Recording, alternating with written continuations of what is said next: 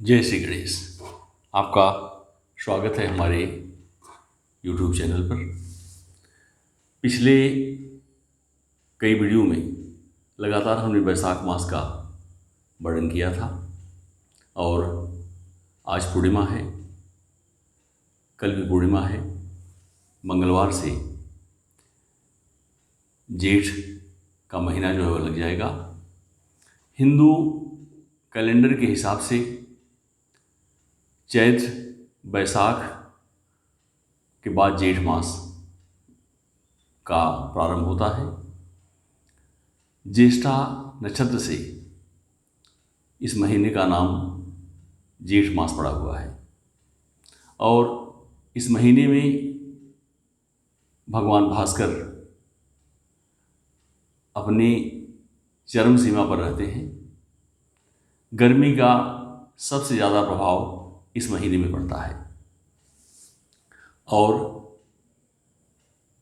गर्मी ज़्यादा होने की वजह से, सूर्य का ताप बहुत बढ़ जाने की वजह से इस महीने में जल का संकट प्रायः देखा जाता है। इस महीने में जल से संबंधित दो त्यौहार भी मनाए जाते हैं। एक है गंगा दशहरा और दूसरा है निर्जला एकादशी, और दोनों का संबंध ही जल से है। अब यह जानिए इस महीने में क्या किया जाए। सर्वप्रथम तो आप यह करिए कि प्रातः सुबह जल्दी उठिए और स्नान करने के बाद भगवान भास्कर को लोटे में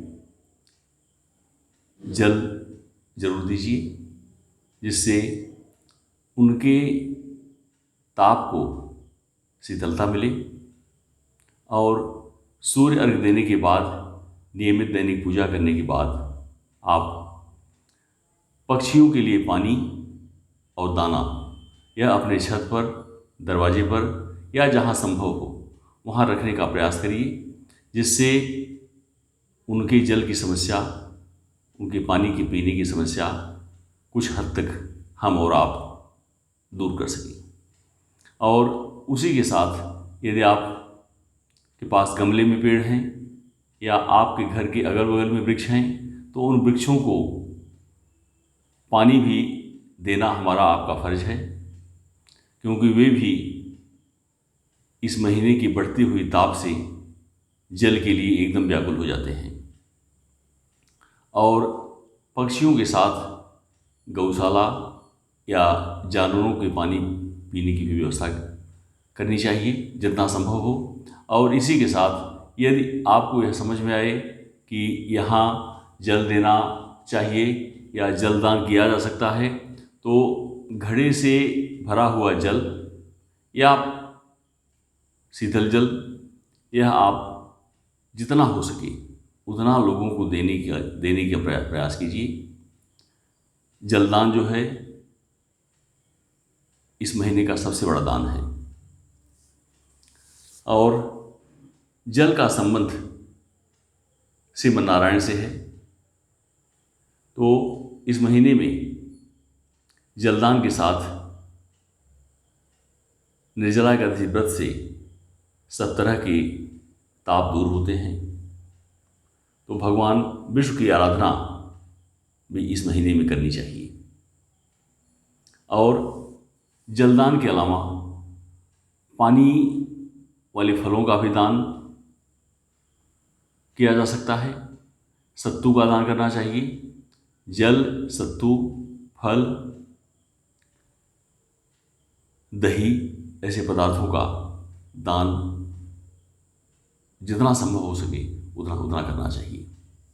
अब एक बात और जान लीजिए कि यही ज्येष्ठ महीना ऐसा है, जेठ का महीना ऐसा है जिसमें हनुमान जी की भेंट भगवान श्री राम से हुई थी। तो श्री राम के साथ हनुमान जी की पूजा का भी बहुत महत्व इस जेठ महीने में है।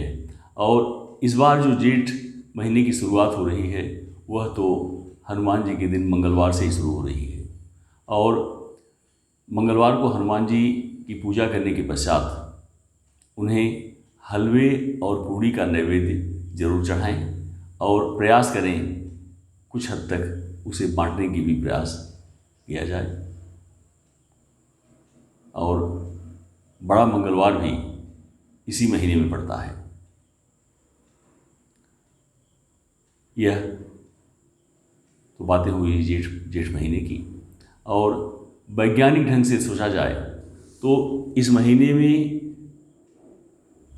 शरीर में भी जल स्तर की कमी होती है, तो उसे पूरा करना चाहिए। जल का प्रयोग ज़्यादा से ज़्यादा करना चाहिए और हरी सब्जियों का भी प्रयोग हमें आपको इस महीने में ज़्यादा करना चाहिए। संक्षेप में एक बार फिर कह देता हूँ कि सूर्य की आराधना, सूर्य को जल देना, वृक्षों को जल देना, चिड़ियों के लिए जल का प्रबंध करना और ऐसे व्यक्ति जिन्हें जल की आवश्यकता हो उन्हें जल का दान करना, जल युक्त फलों का दान करना, यह श्रेयस्कर है। और भगवान विष्णु की आराधना भी इस महीने में करें और हनुमान जी की आराधना के साथ उन्हें हलवा और पूड़ी अर्पित कर भगवान श्री राम की संकीर्तन करें। यह आपके लिए बहुत अच्छा होगा। बोलिए भगवान श्रीमन नारायण की जय हो। जय श्री कृष्ण।